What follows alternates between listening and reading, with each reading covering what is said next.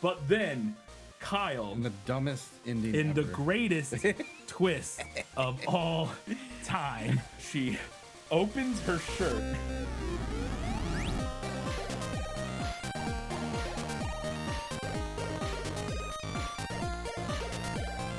Hello, and welcome back to the 224th episode of Good Bad or Bad Bad, the show to watch terrible movies that play like you should too. I'm your host, Mr. Brian Chillibo. Joining me once again, Mr. Kyle Hinton. Kyle, today we're actually we just watched our I think, well, maybe not our first Fred Olin Ray movie, but we just watched a Fred Olin Ray movie. Yes, Evil a couple Tunes. weeks ago. Evil Tunes. Wishing well under her spell, Russian roulette, lipstick on cigarette.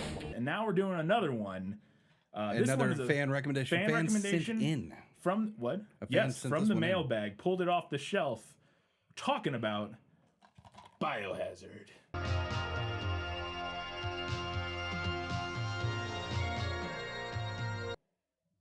Look at them boobs. Science gone very, very bad. Also, just bad latex everywhere. Yeah. And boobs. Anyways.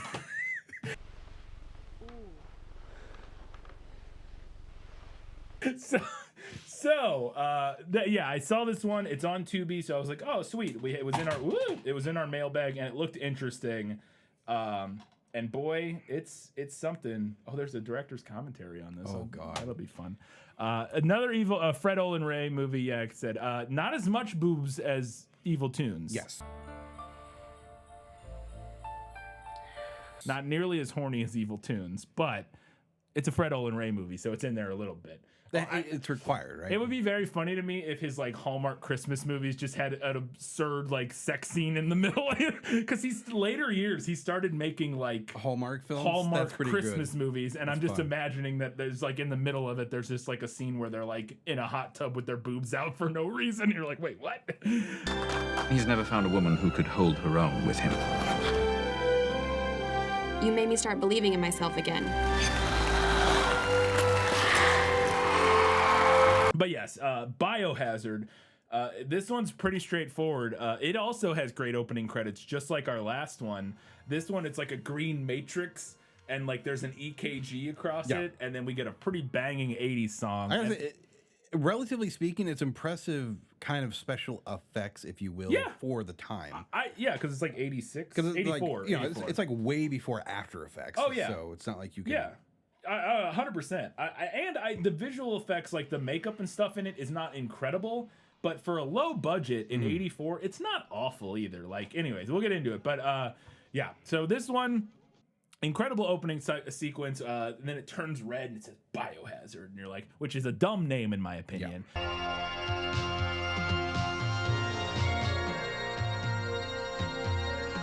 Because we will find out, I think it's a fucking alien. Seems like it. Yeah.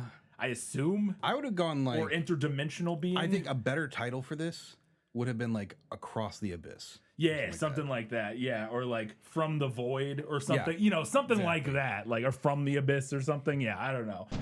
Okay, it was supposed to be so damn obvious. Now, the only obvious thing is just how lost we are. So the movie starts, and I don't know if you noticed this. This drove me crazy, and I didn't keep paying attention to the rest of the movie, but the movie opens, and we're open on a truck driving through the desert. And the very first shot is like this lockdown tripod shot of a street, of like a road, and the truck comes over the hill and starts driving. And then the next shot we get is handheld. And then the next shot is back on a tripod. Yeah. And then the next shot is handheld. I would guess different days or something like that. I think I figured out what's going on, because then we cut from this truck driving to a guy in like a blast suit thing, like some sort of radiation suit or something, walking through the desert with like a Geiger counter. And all of that is handheld. And then we cut back to the truck, and the two guys in the truck get out and start having a conversation. And all of that is shot on a tripod. I think what was going on is we had 2 units shooting, and they only had one tripod. That's great. Oh, that's pretty great. I think that's what's going on here. Where they shot also definitely feels like that spot where they did the Star Trek. 100%. It's the Vasquez Rocks. Yeah, the place that's in the 30 miles. Yeah. Part of it, you see part of the Vasquez Rocks in one thing, and then they're just like around that area in the desert, basically, for a lot of it. Yeah, 100%.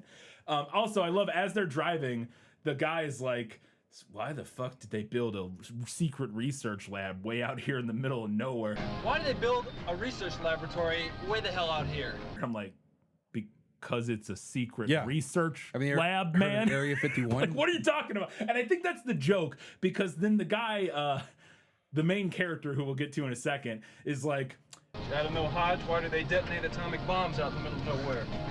The world is full of mysteries. Sometimes some answers we'll just never know, or some questions we'll just never have an answer to. And I'm like, okay, he must be taking the piss. The sun. The card is the sun. You're right. You're right again. This is ridiculous. That will be fine, Lisa. I didn't come 500 miles to see this kind of freak show nonsense. So these two guys are driving to the secret base. Meanwhile, in the base, this lady, Lisa Martin is her character name, is a psychic who is doing they're testing her. There's a bunch of military brass there or whatever. There's like some generals and like senators or whatever, and they're all watching her.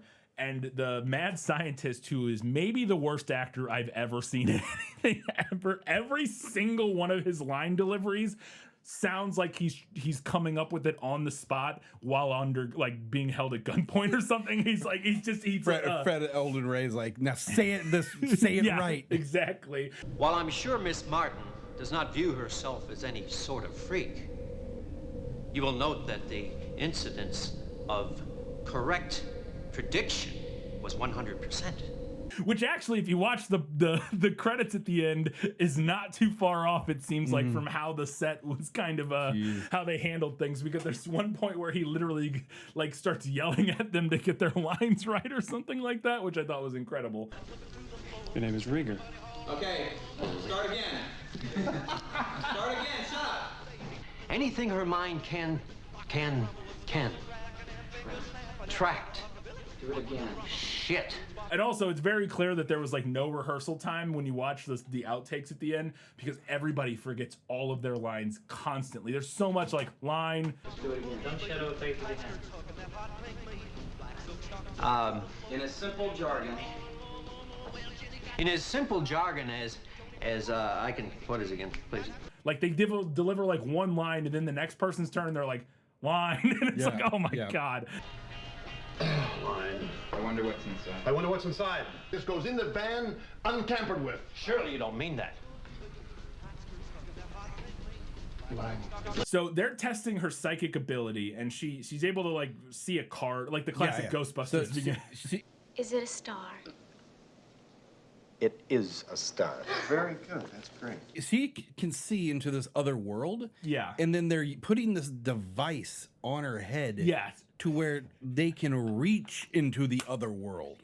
That device, yes. That device was 100% the like cowl from some like evil robot from another movie. 100%. It felt like a knockoff prop that they got from like Barbarella. Yes, 100%. That was like some monster or something, and that they just put on her. It looks insane. So the general in this scene, that is Aldo Ray. Yes, yes, because Aldo Ray is like the top credited person. So in the movie. I think it's unrelated to Fred Olden Ray. It's not. So it's Fred Olin Ray. Fred Olin Ray. Same last name. I think they're unrelated. But Aldo Ray was in tons of films throughout the 40s, 50s, and 60s. Yeah. And at this point, he was kind of desperate for money, and so Fred Ray would basically hire him for like $1,000 a day and just stick him in one day of shooting, like in one scene, and then do also starring Aldo Ray. Yeah. And he said, well, Fred knew I was a bad spot for money, and he took advantage of it. Jesus Christ. Well, you could tell he's not exactly giving it his all, like in this movie. But she does explain after she does their little psychic trick. She's like, they're like, well, how can you do this? And she goes, well, when I was 18, I was in an accident, and they gave me Genetron. At 18, I was involved in a very bad accident. They gave me Genetron, an experimental drug to aid in the healing process. like some sort of special drug, and that like turned her psychic, I guess is like what she's implying. But he says what she can do on top of this is she can bring items from, she can use her mind to like materialize items from another place into the lab. With the help of Miss Martin and the equipment you see here, I am able to reassemble matter, physical material, from an unknown dimension. They're like, oh, well, we got to see that. And right before they're about to test it, our two main characters show up. I don't know his name. I called him Non-Solo. Kyle, he's is there. the main character? Yes, they're doing Han Solo. William Carter. Is that the character's name? William Carter. Okay. Yep. Non-Solo. They dress him up like... Yeah. They Kyle, gave him a vest and everything. They literally give him a Mauser C96, the fucking gun that Han Solo's blaster is based on. Gave him a gun that hasn't been in circulation for like 50 years at that point. Because it is the gun that Han Solo's blaster is constructed out of. It's absurd. Yeah, it's ridiculous. So, what would you like to do until 11 o'clock? Read my mind. But they show up and they're there. The guy says, the general, Aldo Ray says, these men are here as escorts for any material that may culminate from these meetings. General Randolph, I want to know who these men are. These men are here as escorts for any material that might culminate from these proceedings. It's like, what? That can't be the line. Okay. That can't be the actual line. But that's why they're there. They're there to, like, if anything happens, they can transport it or whatever. Yeah. So they put the brain amplifier device on her. Meanwhile, our guy is out. The guy that was out with the Geiger counter, he finds like a cable that was like disconnected or damaged or something like that. But he finds the first part and he's working on it. And the doctor calls him and is like, hey, we want to do the experiment. Is the cable ready? And he goes, it'll be good in 5 minutes. And he goes, cool, we're going to do it in 5 minutes. And then right after he does that, he fixes the first part, and then he's walking a little more and finds, uh-oh, this cable is also disconnected. And like, oh shit. Yeah. Although I don't know why this matters at all. I don't know if this affects anything. We'll get to it. But yeah. So as they go to do the experiment, she starts doing her concentration or whatever, and they fire up this machine or whatever, and lightning seemingly strikes an electrical tower? I don't know what. So.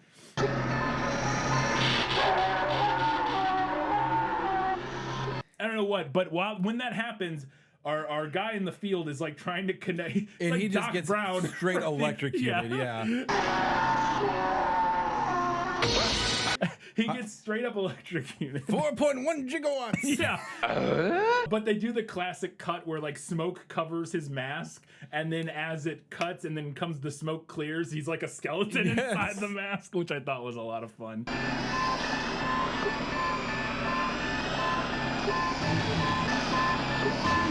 So he gets absolutely fried. And then, Kyle, what happened here? This scene makes no sense. I thought, okay, so they materialized in a ceramic figure in a giant chest, like on top. Metal. There's a giant metal chest, and there's a ceramic figure sitting on top of it. We never see any of that stuff materialize. What you would expect to see is a shot where it's like you lock down the camera and you do it twice, and then you just and you see those things materialize. But then that happens, it ends, and the general well, we don't see anything happen. We just get close-ups of her, and we get like shots of the guy getting electrocuted, and then we get back to the scene, or back in there, and the general goes, "That's incredible. That's the most incredible thing I've ever seen in my life." Yes, I think we've seen history here today. Well, and I'm like, nothing happened. And then the doctor walks into the lab area, and he's standing next to the big metal box that has the ceramic thing on it, and he goes, "This is what we brought in last night." This is what we brought in last night. Last night? So you did that last night. So what happened just now? I think what happened is that the metal box was there last night. Oh, and the ceramic thing is what just happened now. It would have been nice if they had a shot beforehand. Exactly. They don't show any of that. It drove me fucking crazy. Am I the only one around here who gives a shit about the rules? But I think that's what happened. They're like, so this metal box, we did this last night, and they don't know where it comes from. It just comes from like out in the universe somewhere, basically. But the general's like, this is incredible. I want to take this box with me. And Lisa comes over and she's like, I can sense something. There's something here. I can almost hear it. I can almost feel it. But it's so vague, nebulous. In the box, there's a life force here or something. Yeah. Something like that. I don't know. So they're like, all right, well, we're going to take the box with us so that we can look into it or whatever. So they load the box up into the back of their military truck and they leave the military base. Doctor's not thrilled about this. They leave the military base. They bring what's-her-name with Lisa with them. And then I didn't understand this, Kyle. The sentry guard who was guarding the entrance when they came in, they just pick them up and bring them with them. Yeah. Hopping back. What's in there anyways? It's Randolph's steamer trunk. Do you not need to... The military base is still there. Do you not need a guard still? There's like a lot of secret intelligence stuff there. No, they're just like, you can come with us. We don't need you to stay here anymore. So he hops in the back of the truck with the box, and they're driving. And then the box opens. Yeah.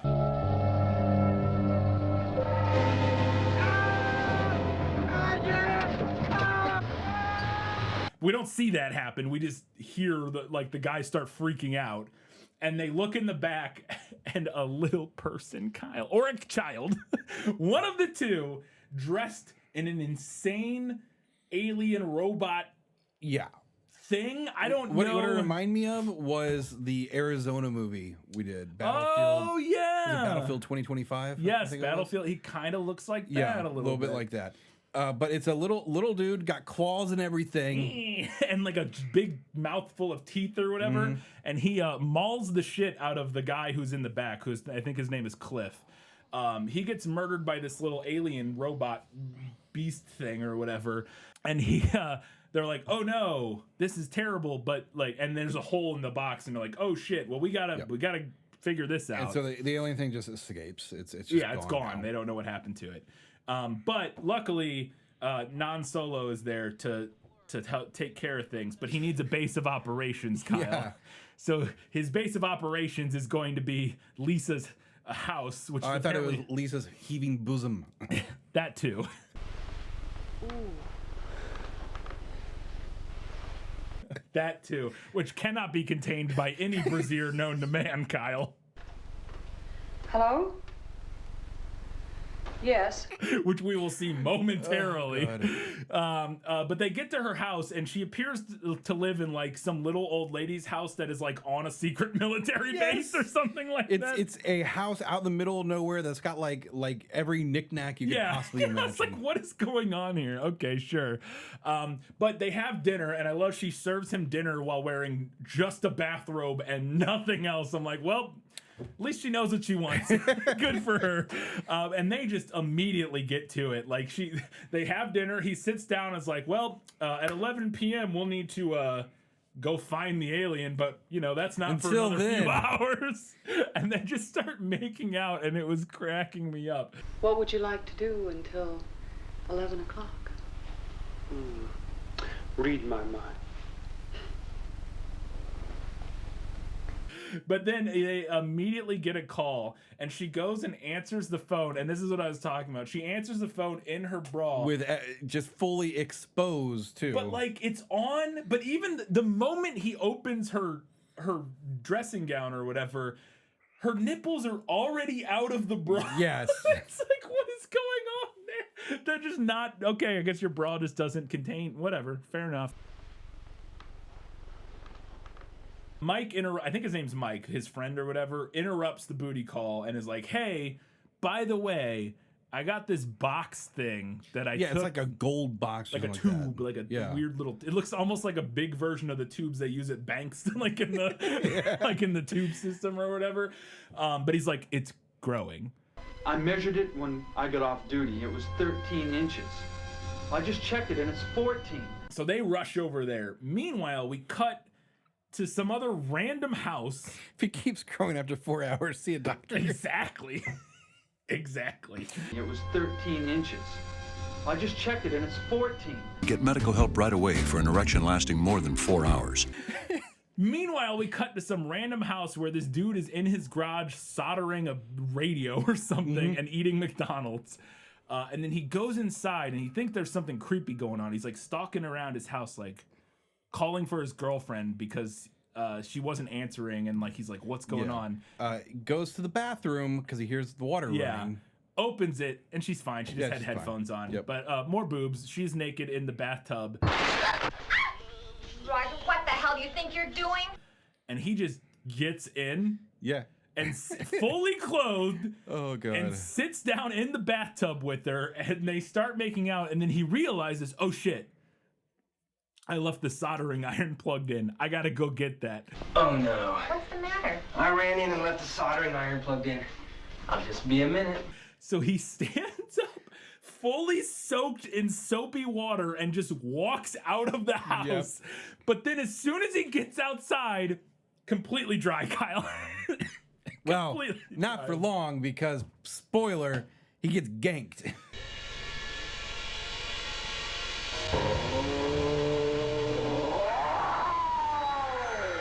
He absolutely does. But the thing that cracked me up more than anything, right before he dies, he goes to get the soldering iron and he sees it and goes, oh, there it is, and grabs it by the metal part and goes, ah! And I'm like, what do you think is going to happen? Bud.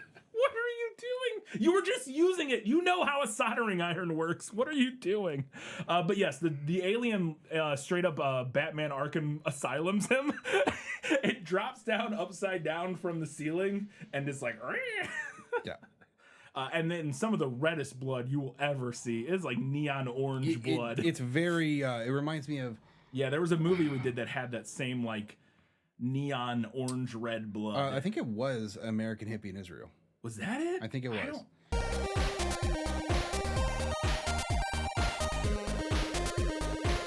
So he's all dead now, and then she comes out and gets killed by the thing too, because she's looking for him or whatever.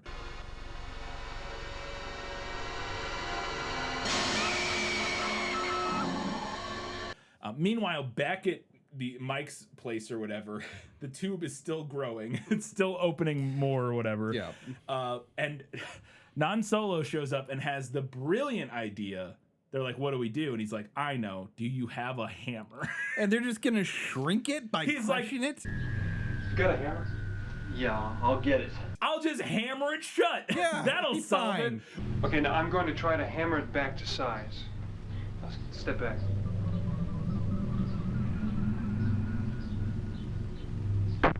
First, I gotta mention, the tube thing is just completely wrapped in duct tape. It's very clearly duct tape. The entire thing is duct tape. But he has just said, well, we don't want it to open because there could be like poison gas or something inside, right? You're not going to try and open it. No, I'm going to try to keep it closed. Why? Well, it may have poisonous gas in it or something. I don't know. I just don't want to risk another disaster. So he's like, well, I know. I'll get a hammer and hammer it shut so that it won't open. So he starts hammering it, and it immediately starts opening, and fumes start coming out of it, and his reaction is, cover your mouth. Cover your faces. And they just stand there, Kyle. Yeah. Don't get out or anything. No, they just stand there with like this, and then they're like, I guess it's fine. We didn't die immediately. Yeah. It's so fucking stupid. But it does open, but we don't see it hasn't opened just yet. Because then we got to cut briefly. We get this aside in the woods where these two drunk guys are grilling meat. This is great barbecue sauce, Albert. It's an honor to have you join me here tonight for dinner. Yeah. And one of them, I think, is a real drunk guy because in the outtakes, credits, he is very schloss. He is having a hard time with his lines. Is that I've acquired, the real activity, the real trick. Pause. Okay. And start again. The real trick to my culinary ability to. But they're grilling meat, and then some random dude rolls up with a dog. Yeah, guys, he just seems very homeless. Just like he's just like wanderer, like he's like wandering through, and he's got a dog with him, and he sits down. He's like, "Hey, I don't have any money, but I got some wine. I could trade that for some food. And they're like, oh, yeah, absolutely. And he starts eating. And at one point, they're like, nice looking dog you got there. It looks very well fed or whatever. And he's like, Got a good looking dog there, Jimmy. Yeah, well fed, too. And so they start eating. And then the guy's like, this is delicious. Where do you get your meat? And one of the guys, I swear to God, I thought he said, well, down at the pond. That's what I thought he said. Where do you get meat like this? Down at the pond. No, because the guy's reaction, that's what I thought he said. And I think that is what what it sounds like he says. Down at the pond. Because the guy's reaction makes no sense. He goes, down at the pond. Where do you get yours? And the guy starts freaking out and like spitting the food out.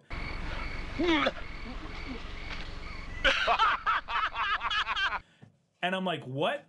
Kyle, he said, I think what's supposed to have been gone on there is the guy goes, where do you get your meat? And he goes, at the pound? Down at the pound, implying that it's dog. Down at the pond. He says pond. I am like 100% sure he says pond. And I was like, what is happening? That's messed up. What is happening here? He is joking, but later, because the guy starts freaking out and the guy goes, haven't you ever heard of a joke or something? He says something like that. Yeah. So he seems to be joking. It's not actually dog or whatever. Jeez. But Ain't got no sense of humor either. Oh! back at the house, after the thing opens, a little alien a little face hugger comes out. And they just stare at it. It's like fucking Prometheus, Kyle.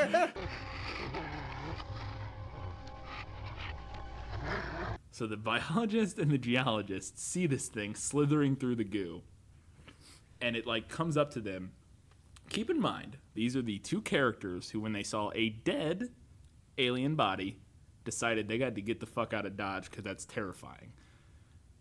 A living, breathing, slimy alien snake comes up out of the goo like a cobra. And what does the biologist do? Oh, it's kind of cute. That's cute. And he starts fucking baby talking it and poking it with his finger. What? The character... Literally 5 minutes ago in this movie, this character was running away from a dead alien, and now he is poking and baby talking a living alien? What happened? What the fuck just happened? I was like, what is going on? It's like fucking Prometheus. He's like, ooh, look at the little alien, and it goes, rah, and jumps on him and starts mauling him. Yeah. And he starts bleeding to death. Oh, and then that scene ends. The guy, she walks in, and Mike is laying on the floor having been mauled by this alien. And our main character turns and looks at... This is a common thing. They are foaming from the mouth. Everything that gets mauled is foaming from the mouth. Like foaming from the mouth. He's laying on the ground, not moving. She walks in and like looks at Non Solo, and he looks at her and goes... and shakes his head, and I think that's actually happens before the cutaway to the homeless people. Well, and then we cut back, and there's medics there, and he walks out and goes, he's gonna be fine. They stopped the bleeding. Oh, good. He's gonna be okay, but it's still kind of touch and go. Yeah. What was that last scene? What, was something rewritten at the last second? Exactly. He was like, nah, he's gonna be fine. I was like, what do you mean he's gonna be fine? You just did them. That's what's happening, Kyle. So stupid. But they also, we cut into them doing CPR on him, and the guy is like, it's so stupid. I don't know what's going on there. It makes no sense.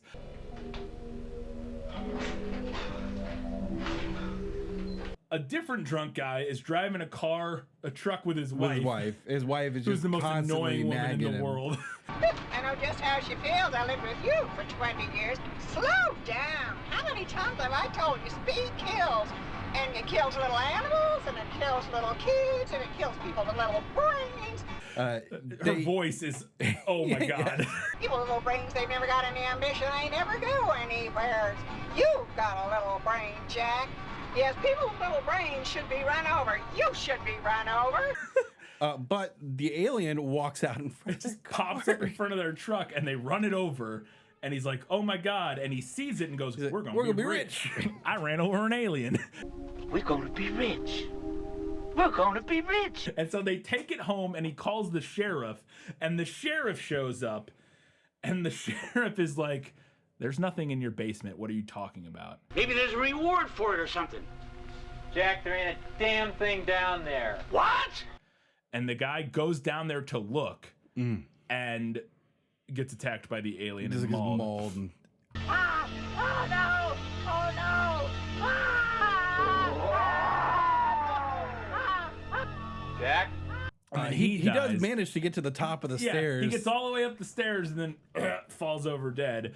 And then the alien like runs up the stairs and runs away. And as it's running away, our guy's going to shoot at it. But then the lady comes out of the house and starts freaking out. And he's like, ah! And gets distracted by her.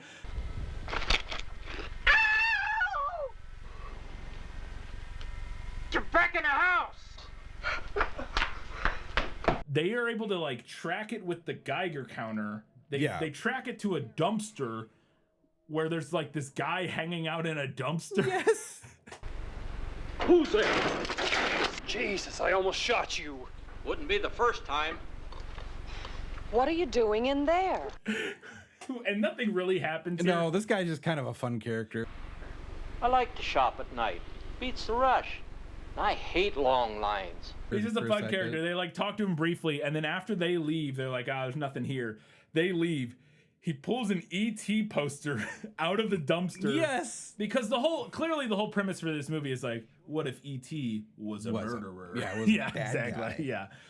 And so he pulls the E.T. poster out and he puts it there, and then he gets murdered by the thing. And alien. then the alien also takes down the E.T. poster. Yes.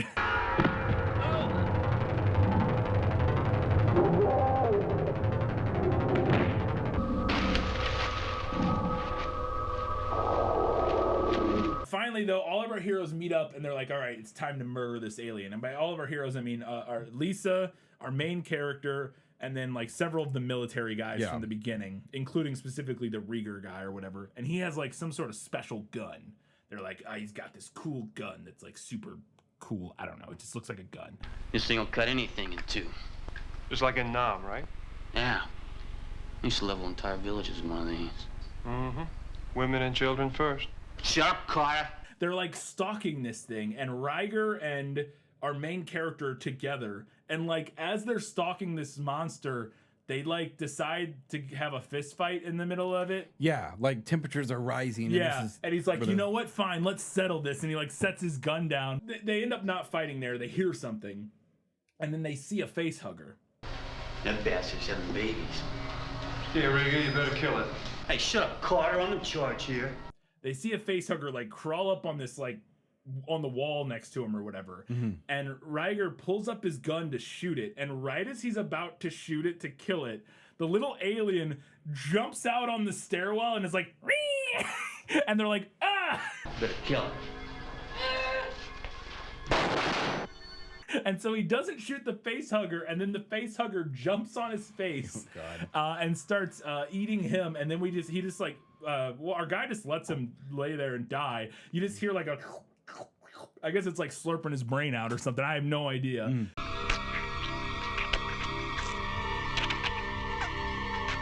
So he then chases after the little alien, and in the least climactic final battle ever, he like walks into the room.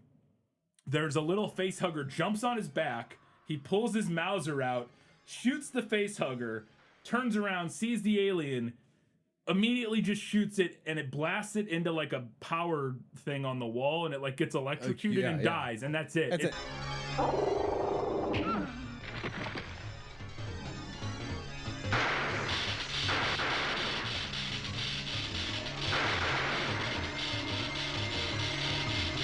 It was like 2 seconds, and it's like, oh, well, that was easy. Okay, but then Kyle, in the dumbest ending in ever. the greatest twist of all time, Lisa shows up and she's like, we did it.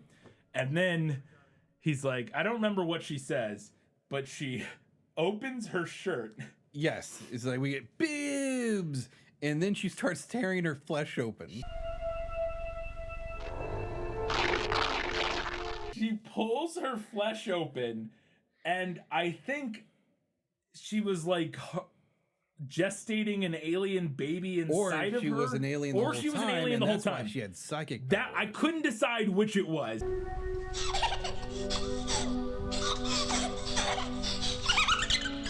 I was like, either she has like an alien baby in her, or she was an alien. I think it was that she was an alien the whole time. Yeah. Because she like pulls it out and then like turns into like, it almost looks like the little penis monsters from Rock and Roll Nightmare. Okay, Almost. yeah. But it's like this little like monster thing. And then it cuts to our guy staring at it. And he would goes, just break the fourth wall in the greatest, dumbest way. insane. He looks at it and goes, well, that's crazy. And then it just goes, cut. This can't be real. I think that's it. And the movie ends, and you're like, wait, what? So they clearly just did not have an ending that worked. So they're like, well, let's just break the fourth wall and hear the cut, the final cut of the movie. Also, let's fill the ending with a bunch of outtakes. Also, the movie is like 65 minutes long, so that we're going to have 15 minutes of outtakes. Also, so that we can just get more boobs in the movie. Yeah. We get like outtakes of like every scene, or the 2 scenes that have boobs in them. We got to show those again. Boy, if I'd known you were so well hung, I would have contacted you earlier. Also, I love, did you see that one? Also, just people for fucking up their lines nonstop and Fred Olin Ray yelling at them the whole time. Start again, just start again. Start again. Trick. Pause. Okay, and start again. Do it again. Start again, louder. Start again. Start again, shut up. But also, did you see that insane clapperboard they created in that one? There's one of them where this guy is talking, and the clapperboard they show for that is like 2 hunks of just driftwood that they have put gaff tape on. Oh, God. And like turned into the most crude ass clapperboard I have ever seen in my life. And they're like, all right, let's use that. Good enough. I would say it's good bad.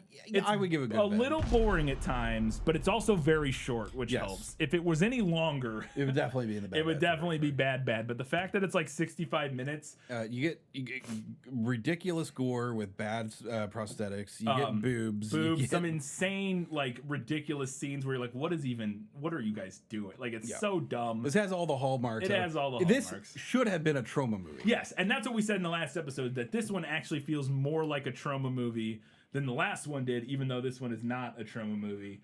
I would say it's good bad, but barely. Just barely.